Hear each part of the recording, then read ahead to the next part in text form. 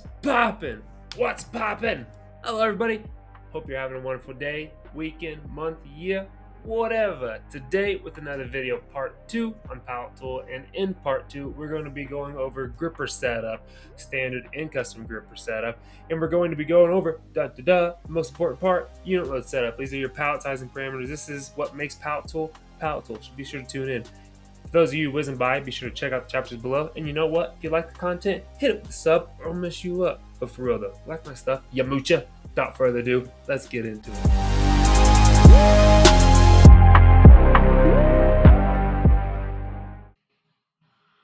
Alright guys, let's jump into it. So, we have our dimensions. Let's create a unit load. So, here, over here in the cell browser, where my pointer is, I'm going to right click, add unit load. Very quickly, I want to remind you guys, go to the bottom settings of YouTube and change the quality to high quality, 1080p, so that you can see my software a little bit better. I have noticed in the past watching Adam Willia, and it was really hard to see the Teach Pendant and stuff, and then I put it in higher quality, and it seemed to work a lot better. So anyways, part number, so unit load number, product ID, that's going to be the name. Let's just name it part 1 test. I have a product, I'm going to say it's 200 millimeters in width. Let's see what that looks like. See, when I change, it'll be reflected on the pallet. It shows you what that pattern looks like. Pallet Tool is automatically creating a pallet pattern based on these dimensions here that you're plugging in here. So if I change this to 450, you see that Fanuc created this little pallet pattern that they are also flipping, which is found in your Palletizing Parameters. Let's not get too far ahead of ourselves. Let's select a pallet pattern that we like. Okay, so I'm saying that this is 400 millimeters by 200 millimeters interlock, which will work really great because this will be a 3-case gripper. So this will work fabulously. However, if you don't like this pattern, you can come down here where my pointer is, select pattern, and Fanuc gives you all sorts of different types. There's column, interlock, trilock, brick. I mean, yeah, good luck getting a robot to do that. Yeah, right. I mean, I'm sure it's possible, but we are doing. This is a big thing to pay attention to. I'm gonna select the pattern, and remember, this is based off of your product dimensions. This is how many units you're going to fit per unit load per layer based upon your dimensions, also based upon the dimensions of your pallet. So right now I'm using a pallet dimensions of 48 by 40. Oh boy, let's pop off that real quick. I'm going to switch these units to inches. Right now I'm using a pallet that is 48, standard 48 by 40 pallet. Which means my max unit load dimensions will also be that of the pallet. However, if you do have a pallet that exceeds the dimensions of the pallet, Pallet Tool will automatically delete those cases in order to prevent you from exceeding these pallet dimensions. So you might have to change or mess with these numbers. I don't recommend it because then your cases are exceeding the dimensions of your pallet, but sometimes you gotta do what you gotta do. In here you can edit the actual physical pattern. You can make your own pattern by creating these offsets on the U-tool and on the pallet here. This is the actual values of the product placement in relationship to the origin of the pallet. Pretty sure, but usually I just use the pattern that that Fanuc spits out at me, as long as it's cool with the customer. Sometimes the customer will give me a PDF document of what they want their pallet pattern to look like, how many cases per unit load they anticipate on having, stuff like that. So let's hop into palletizing parameters. So this is when we need to start beginning to think about what kind of gripper do we have? Do we have a vacuum? Do we have a clamping? This application I have a vacuum gripper. And then the next thing we need to think of is how many cases do I need to fit on the gripper? Because if your cycle time is really slow, then maybe you could just do a single case gripper. It's a lot simpler, it's a lot easier to set up. However, if we can pick 3 cases, let's pick 3 cases. We can, because we are going to be picking the width of the cases. I am not the right entity here. So pretend that this is a box. This is the orientation of the case, the box, that is going to be coming down the end feed. It's going to be coming down width on length. Where do we tell the robot what orientation those cases are going to be?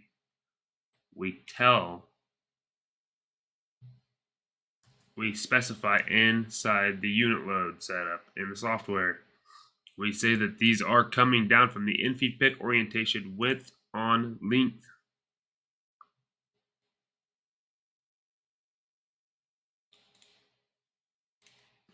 Let's pull up the Teach Pendant. By the way, guys, I'm a one-take person, so sorry that I don't edit out my coffee drinking. So here's where you can do the I/O. I think we have touched on this last video. So we have our triple case gripper, U-tool setup. This is where you specify the Z, how tall it is, how long it is from the faceplate. Ours is 300 millimeters. I know that because I measured it. Closed gripper. This will be your output, whether they're robot outputs, digital outputs, whatever.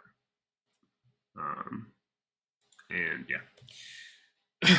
And then parted gripper. These will be your digital inputs, or this will be a vac switch, or this will be a photo eye. This will be something telling us that there's part present.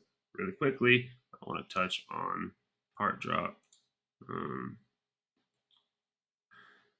Actually, you know what? We'll circle around to this at the end, and we'll make note of it.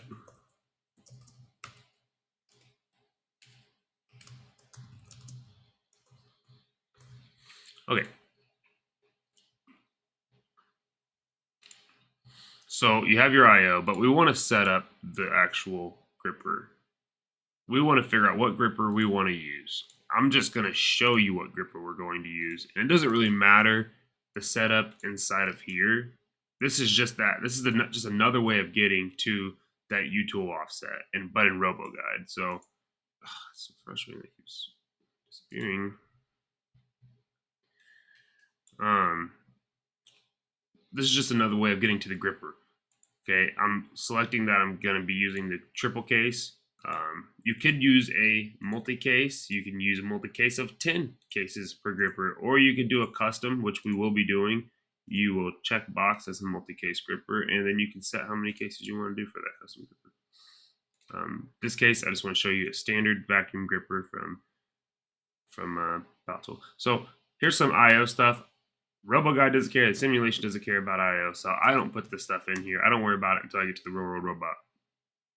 But you can see this is where I put my Z offset. That will put my U-tool at the bottom of this gripper. Let's just measure it real quick because my U-tool doesn't look great.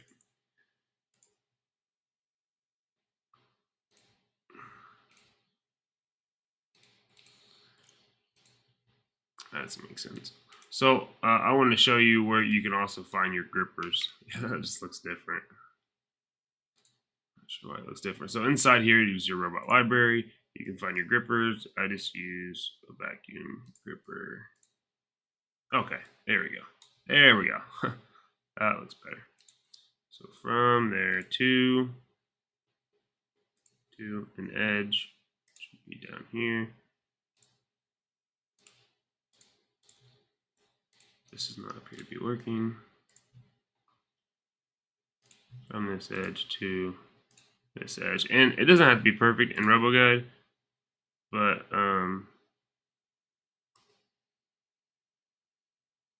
whatever.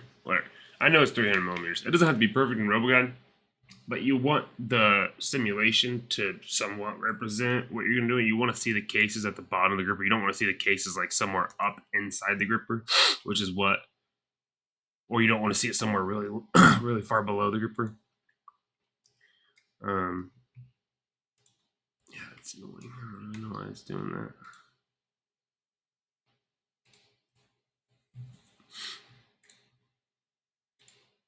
There we go. Goodness gracious. 300 millimeters.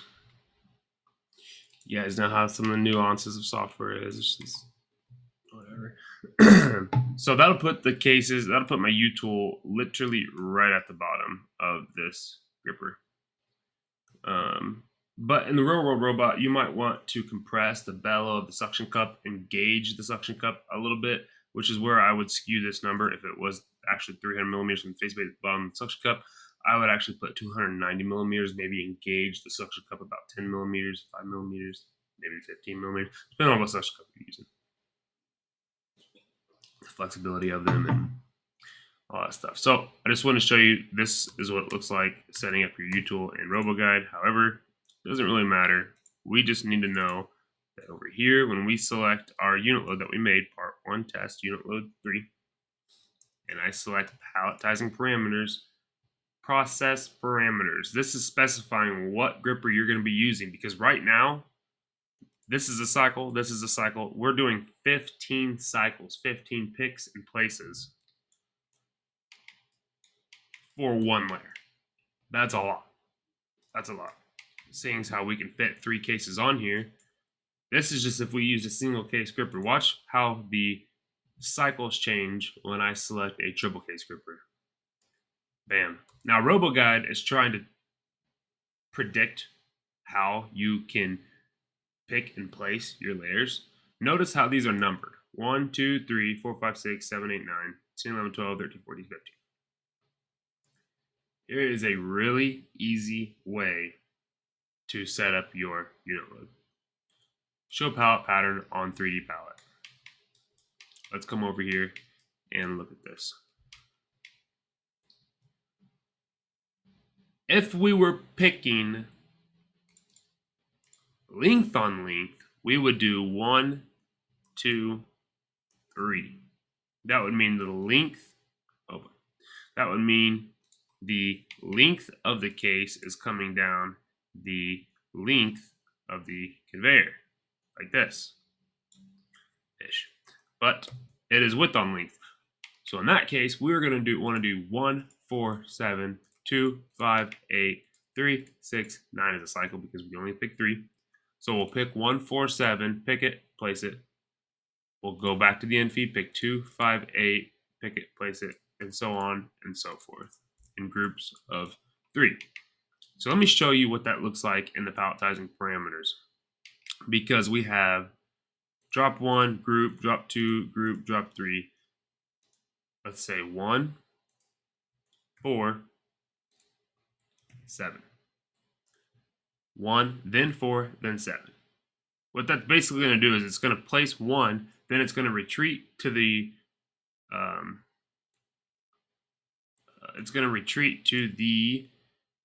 pallet retreat position, and then it's going to go place 4, retreat to the pallet retreat position, and then go place 7. You know what? We can go ahead and just place these all at the same time. When I turn my vacuum off, we're going to place 1, 4, and 7 right smack dab here. They're right next to each other. There's no gap. Boom. If there was a space, a gap in between these cases, then you would want to do a then statement, most likely. And then we're going to do 258. So say you screw up, okay? So say let's say I stop here and I click apply. Whoa, I get a big error from Fanuc, from RoboGuide. They're saying, look, unit 3, unit 6, unit 7, it's not placed in any cycles, or it's placed more than 1 cycles. They're basically saying that you messed up your unit loads. Either you didn't put the correct unit load number in there, or it doesn't, or you never put one in there that does exist. So basically that's when you need to go back through your numbers, your placement, your drops, So our first cycle, we're doing 1, 4, 7, 1, 4, 7. Then we're going to do 2, 5, and 8. Then we're going to do 3, 6, 9. Let's do a thin statement there, just to show you what that looks like. Then 10, 11, 12, and then 13, 14, 15. Great. It's convenient.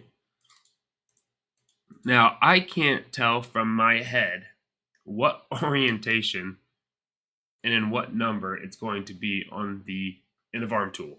My boss can do it. He's been doing it for 20 years. I cannot visualize where these cases are going to line up on the tool. Are they going to be here on the tool? Or are they going to be on the other side of the tool? It depends on the robot path work. So what I do is I put what I think is going to be there.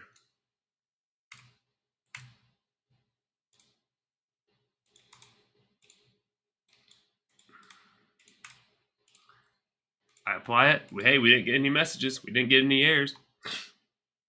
Excuse me. I apply it. Make sure there's nothing else I'm forgetting. And let's just go ahead and run it.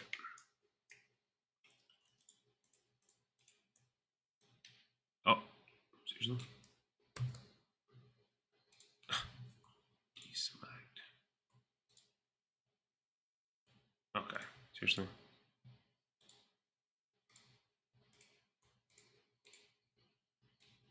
There we go.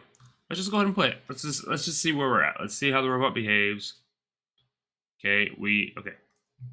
Really quickly, I came up here, I clicked the cycle start button. There's a pause, there's a abort, which is stop everything and get out of the simulation. Once the simulation starts, you cannot make edits, you cannot make changes, and sometimes it doesn't even let you monitor the Teach Pendant. I know that if I open up the Teach Pendant before I start, then sometimes you can monitor. To jump into main, and let's just see what happens. Come over here, click play.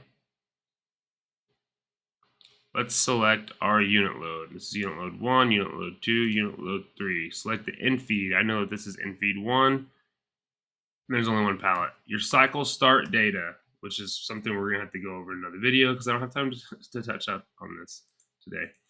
Your unit load data, your cycle start data. The robot requires that you confirm the pallet data or the cycle start data, basically saying how many layers, how many units is currently on that pallet as of right now. Because who's to say that somebody didn't take cases away from or add cases to the pallet? How would you know that? Well, in RoboGuide, that's how you can say, oh, I want to start on layer 2, I want to start on layer 3. And there's 5 cases present. Yada yada. Like I said, we'll go over some of that stuff in another video because we actually do it on an HMI screen with the PLC, interfaces with the group inputs. If somebody goes into the cell and they take cases and they clear a pallet or they add a layer, then you can go in the HMI, add the value, send it to the robot, abort the robot, start the robot, and it's a whole process that we can go over sometimes. So let's start it. Let's see where we're at. Oh, that's not right. That doesn't. Oh.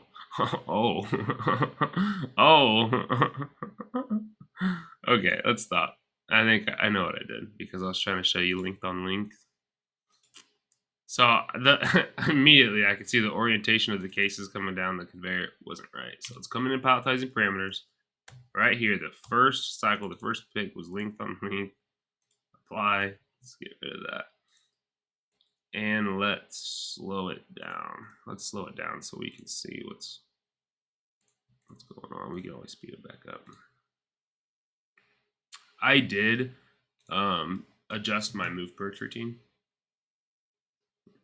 But I'll tell you right now, it is not a smart move perch routine. It's a dumb move perch routine. It's just a generic point recorded out in space. Okay. Let's get a little worried there. Okay, goes home, comes down, picks. Okay. I already saw that pick was not right. So, and that place isn't right. Okay, that's a start. It's a start. Where do we go to look for your U tool is not correct? I wish we could monitor. Cannot monitor. So I'm going to abort. It's going to take me out of simulation. I noticed that my U-tool was not correct. Well, it's something that when I create a custom gripper, it's something I create customized code for. So let's jump down here really quickly to set U-tool. Okay, there's a lot going on here. If you guys ever want this program, I'll send it to you. I don't know if I'll ever be able to have time to show you this custom gripper in this video, but here's what it looks like. Here is what set U-tool looks like originally. This is if you're using their standard gripper, you're using, you're not doing any custom stuff, you can just use a basic single case gripper. You can use set U-tool, no problem. However, I got some custom stuff in here. I even do a tool change on this cell. So I had to do some custom code here. If it's this current unit load equals 1, or register 2 equals a constant of 3, I think, is that unit load 3. Jump label 99. Pretty sure it's, yeah, unit load 3. Remember how I pointed out the part number? That is the number. I don't know why I'm pointing at the screen. That is the number that the robot gets.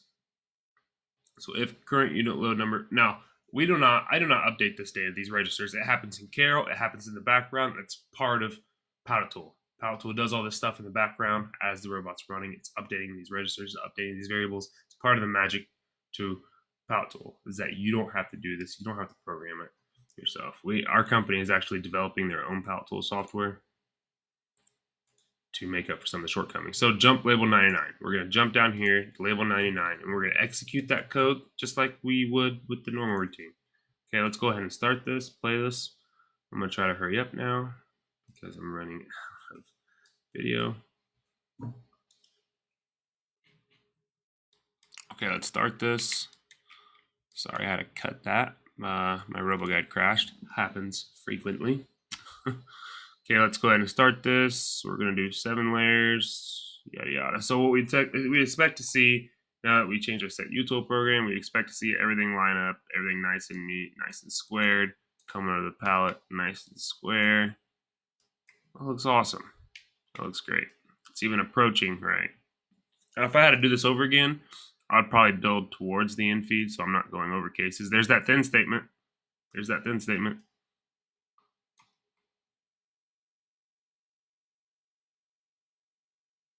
Oh, that'd be a little close to crushing cases there, that last one.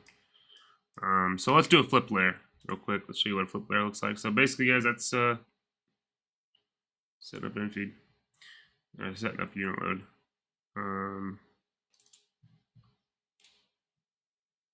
I'll show you a couple more things real quick. Let's right click. You have to right click on the layer. You cannot flip the first layer. It has to be 2 and up. So let's flip the second layer, flip the 4th layer, and flip the 6th layer, assuming that we can reach all that stuff. I mean, I do have a giant M410 robot.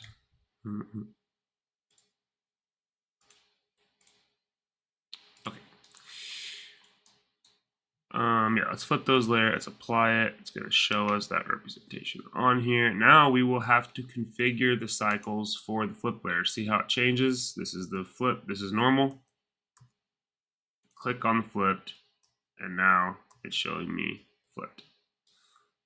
The flip cycles, and we would now have to configure those cycles. So again, let's click checkbox show palette pattern on 3D. Let's see how it changes. See how it changes.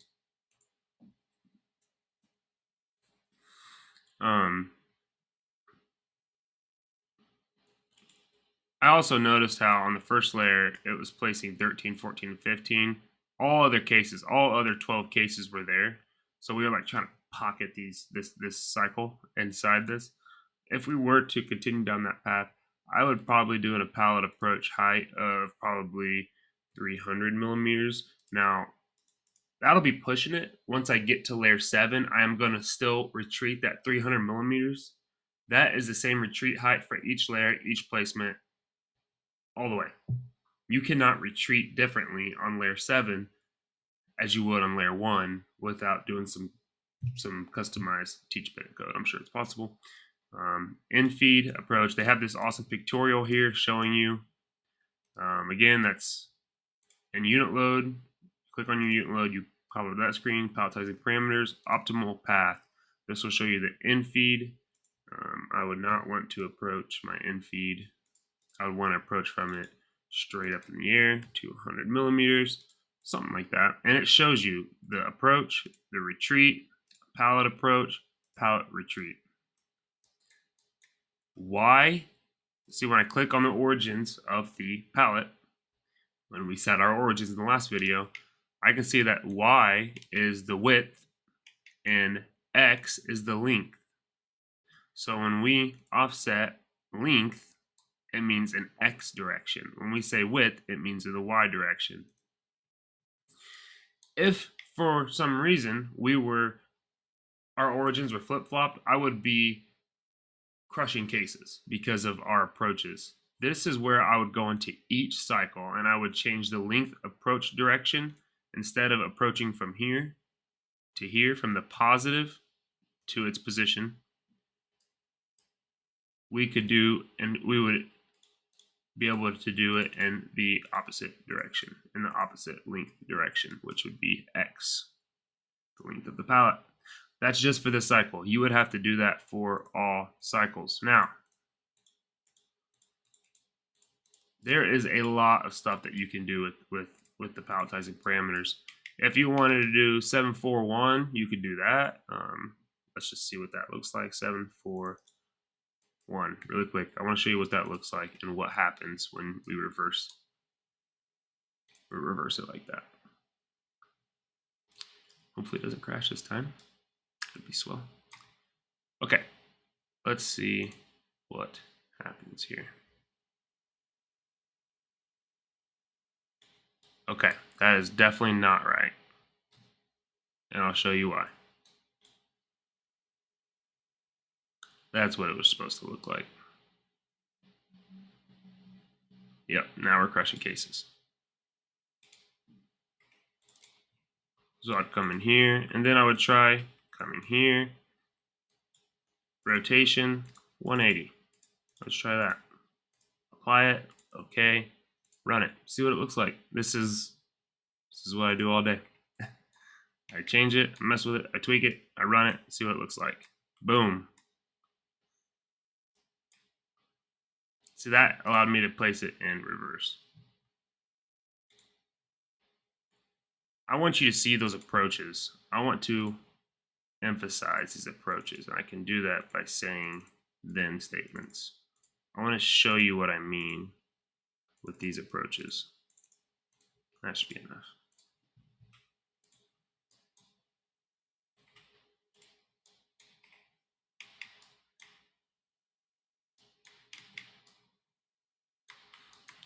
All right, let's slow that down.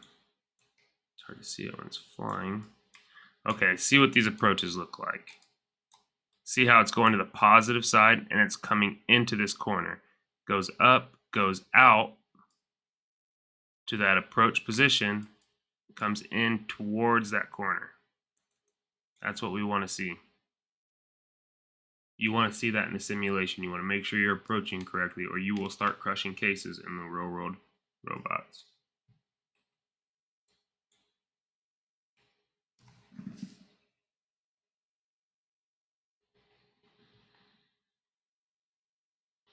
Hey, that's our flip layer. I never configured. Oh, okay. That's one way to do it. Yeah, RoboGuy's just doing his thing now. Heck, I don't even have to do anything. All right, good deal, good deal. Okay, maybe really quickly I can show you what it looks like to do. Where are we at on time? Yes, welcome to the team. Yeah, so this is a real pallet pattern that I had. And let's see if we can do that real quick.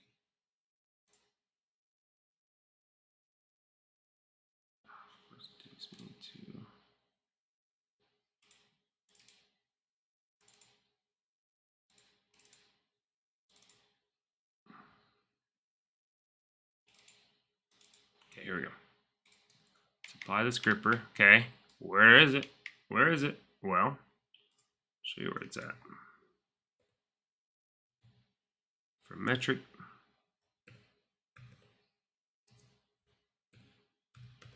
enter. Bam, shalam. Let's get rid of this rotation. Boom. There is our gripper. And I'm trying to remember what custom tool I set this up on. So I click the unit load. That's a lot to load in. I set this up on custom 2. So let's look what that. Let's see what that looks like. Custom 2. Let's make sure it looks right. Come in here. Custom 2. Before I forget, I wanted to show you the optimal path on the Teach Pendant setup. Optimal path is also on the Teach Pendant. Okay, just wanted to show you that real quick. It says our Z is 180. Not sure I believe that. That might be.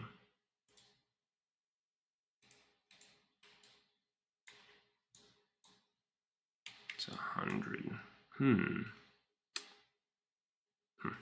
Okay. All right. Well, we'll just put 100 in here. 100. Boom, boom, boom, boom. Apply. Okay. Check our SETUTOOL program. Make sure that all looks good. It's 1 or 3. And if it's 2, then do this. Okay. 77.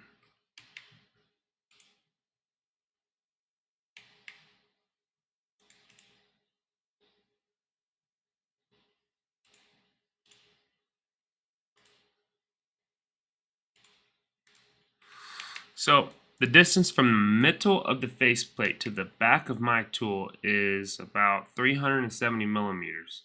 So here's what I'm doing is I call get unit. By the way, anytime you call get unit, RoboGuide tells you set register 58 to equal the pallet number, our current pallet number.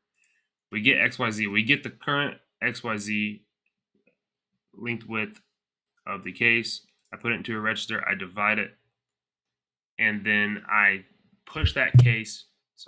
I push that case minus 370 millimeters all the way back to this end of arm tool. I put it all the way to the back of the gripper, and then I add from there. I add the case width. So long as we're doing width, I believe I make a note in here. X is for length on length, or Y is for width on length.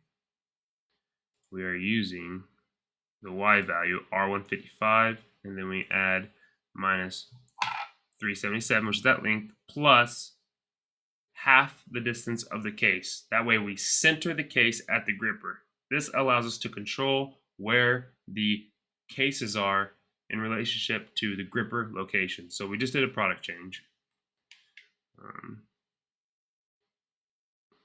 It looks good. It looks good. I say we run it. I say we run it and see what it looks like. Play. We're gonna run unit load 2. Let's just see what it looks like. Let's see if it crashes. Let's just see what it looks like. Let's slow it down. Okay, here we go.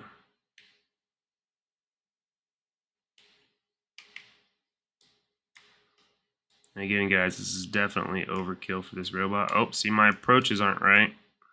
See how they're clipping into each other.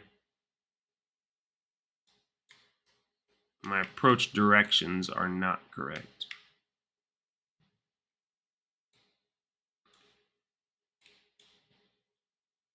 Awesome. And that's a custom gripper. Again, guys, if you guys want this routine, reach out to me, email me. I've been getting your emails. I've been trying to help you guys when I can. Seems like a lot of you guys are in a different time zone than me, so just be patient with me. I will always get back to you. I have all of the pallet tool manuals in my Google Share folder. If you ever want access to them, email me, let me know, and I will give you access. Make sure it's a Gmail account, and I will give you access to all the manuals, all the documents that I use for our projects. Thank you again, guys, for tuning in, and until next time.